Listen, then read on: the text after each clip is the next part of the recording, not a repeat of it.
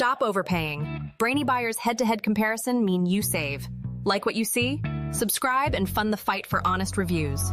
Torn between the Sony 28-70mm zoom and the Canon 50mm prime, it's a classic lens dilemma. This isn't just about specs, it's about how you see the world. The Sony 28-70mm F3.5-5.6 looks incredibly versatile, especially for full-frame Sony cameras. But is a renewed zoom lens really as sharp or reliable as a prime? Renewed means it's been inspected and tested. Plus, it has a 90-day warranty. Think of it as a pre-owned lens with peace of mind. And versatile, an understatement. Imagine shooting wide landscapes at 28mm, then zooming to 70mm for a quick portrait, all without swapping lenses. Okay, but the Canon EF 50mm f/1.2 L USM B07 HKN BMX2 minus that f/1.2 aperture is legendary.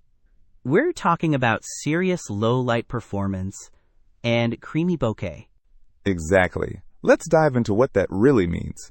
The Canon lets in a ton more light than the Sony, which has a variable aperture of f/3.5-5.6.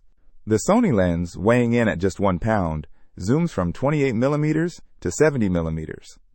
The Optical SteadyShot OSS image stabilization is a huge plus. It helps compensate for camera shake, especially at the telephoto end. The Canon lens, being a prime, is fixed at 50mm. Its minimum focusing distance is 1.48 feet, which is great for close-up portraits. Plus, it's weather-resistant, which is a nice bonus. But here's the core difference. The Sony is about flexibility and convenience, while the Canon is about maximizing image quality and artistic expression in specific situations. The Sony zoom range is fantastic for travel or everyday shooting, but at f/5.6 at the long end, you won't get that super shallow depth of field that makes portraits pop. And the Canon's fixed focal length can be limiting. You have to zoom with your feet, which isn't always possible. Also, it's significantly more expensive, with renewed versions starting around $769, compared to the Sony's $204.99. So which one is right for you?